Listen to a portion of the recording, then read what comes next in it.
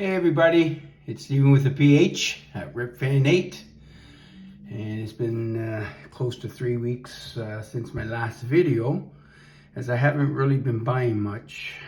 There's not really many, if any, vintage shows in my area. As you may all know, I'm up in Ontario, Canada. We're about an hour north of the border, the Buffalo, Niagara Falls border to the States. So generally not a lot of happening up here from a baseball perspective, even vintage cards for me, but I do find a little bit here and there. So when I do, I try to look and see what I can pick up. As you can see right now, I have some, beside my little emblem there, I have two T205s, 1911 gold border cards, and there's a little story behind these two.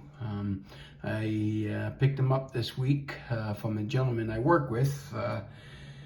Many months ago, he had mentioned to me that while he was doing some renovations in his house, and that's up here in Canada, Ontario, just outside of Brantford, when he took some baseboards off the walls to do some renovations, these two little cards were behind the baseboards.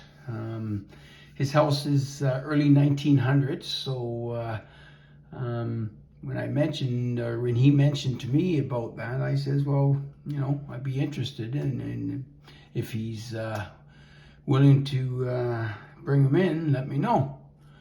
Finally, he came to me last week and mentioned that he had them, and I asked him to bring them in. He brought them in. Now, they're pretty beaten up cards. They're over 100 years old, obviously, and who knows how long they've been sitting behind this baseboard, because they were pretty dirty.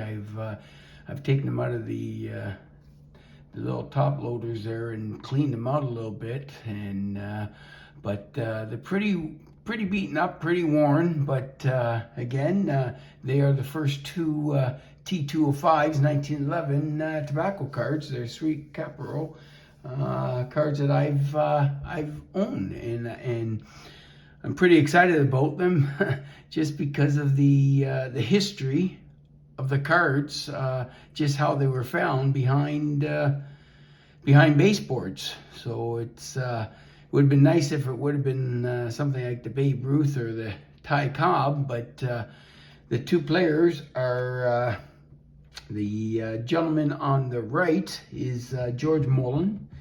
He played 14 seasons with the Detroit Tigers mainly. Had a pretty good, successful career, actually. He won 228 games, 196 losses with a 2.2 earned run average, but he did have 1,482 strikeouts. So it's a pretty good career for that fella. But then the gentleman on the right, or pardon me, the left now, is John Hummel. He didn't play a whole lot. He was more of a utility player for the Brooklyn Superbas.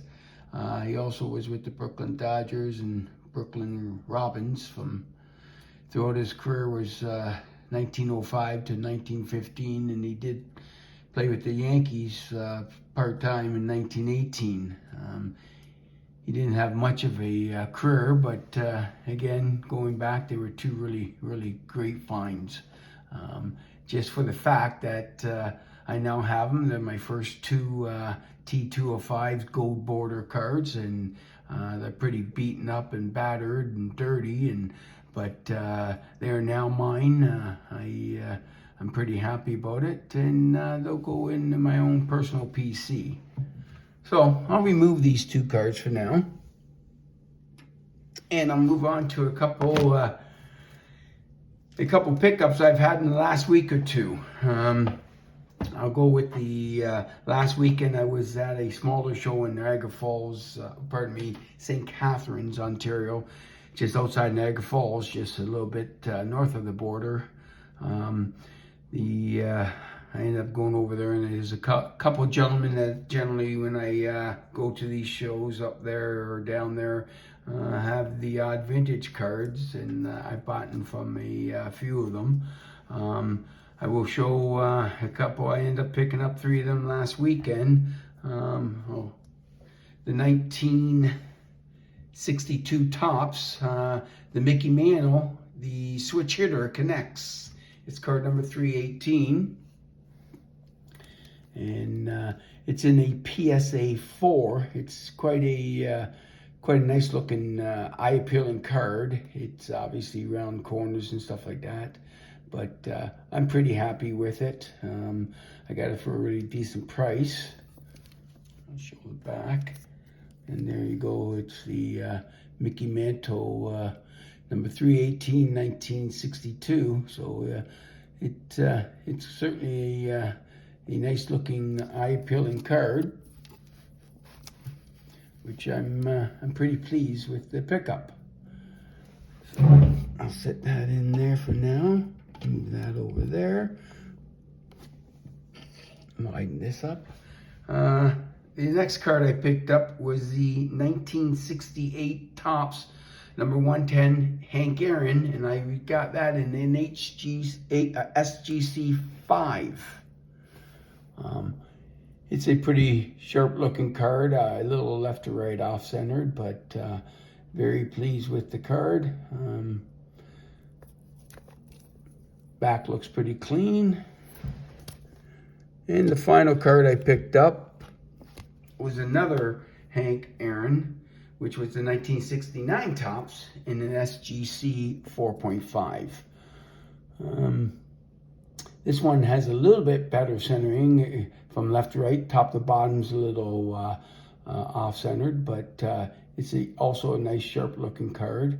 I picked the 3 of them up in a package deal, which I was pretty pleased of picking up.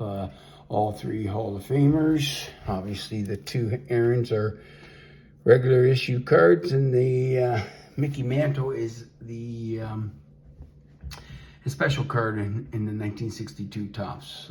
So those 3 are really nice beauties that are going to go into my PC. The last one I picked up, I didn't pick up there. I received in the mail. Like I said, there's not a lot of options for me up here.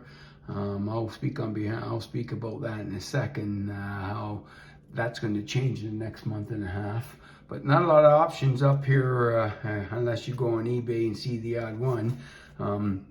As everyone is probably aware, that I've picked up the few Roy Campanellas lately, and I ended up picking this up off of eBay, a 1957 Roy Campanella, and again, I apologize for the glare.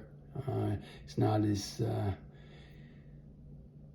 clean as I would love to see it. That's a little better there. So I got the 1957 Campy in the PSA 7.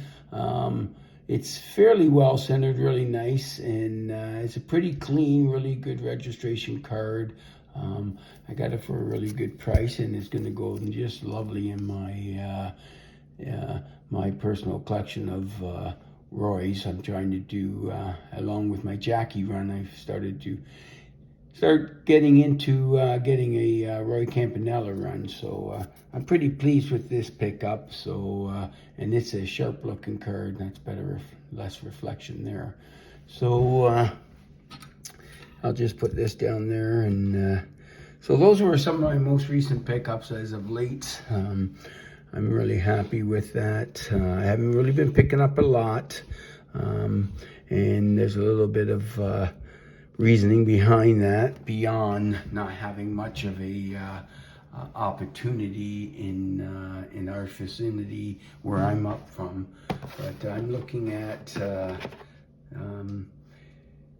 the next April, obviously April 19th. A lot of chatter's been going on, a lot of talk's been going on about the Strongsville show, and I'm super excited about it. Not only for the fact that I get to really go and see a ton of unbelievable vintage cards.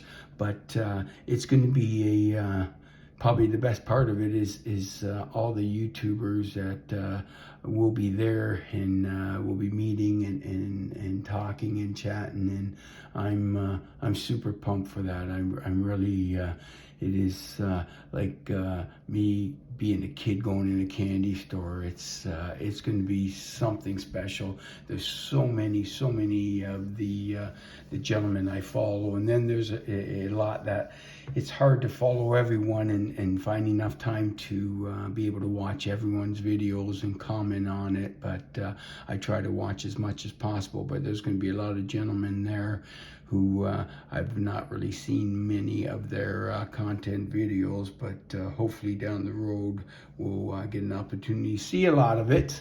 So I'm really looking forward to this Strongsville show. It's going to be just wonderful. My driving buddy Mike, Canadian Cards, we plan on leaving the Friday morning. We're there for the Friday night, Saturday, the 3 days. We end up jumping back, coming back home to Canada on the Sunday, probably early afternoon. We'll see how the days go before that, see if we've spent all our money. But we're going to have just a wonderful time, and we're going to be seeing so many wonderful guys, and finally meeting many of them. I met Chris from Missouri, Don Field of Dreams, Scat, Reindeer Studios, and Eric, I believe, Four Leaf Cards, last year at Strongsville. So, and there were other ones there, but I hadn't met them. But really looking forward to this Strongsville, and looking forward to the get-together the Friday night if it goes through with it and everything works out well with it. But beyond that, there's going to be just the camaraderie amongst us all on the Friday, Saturday, and possibly Sunday morning. Will be just wonderful, and seeing some of these cards, I'm looking forward to possibly getting a couple big boy cards, I guess the saying goes. I've mentioned before of a couple of Jackies I'm interested in down there, but we'll see how it goes. But until then, hopefully I get the opportunity to see some more little small shows around here, and maybe pick up a few more things before then. But I'll be saving most of my money to take down there and see how we can make things work out down there. So I want to thank everyone for watching, and I truly appreciate any comments or anything, and hopefully we'll talk soon. Thank you very much. Have a good day. Bye.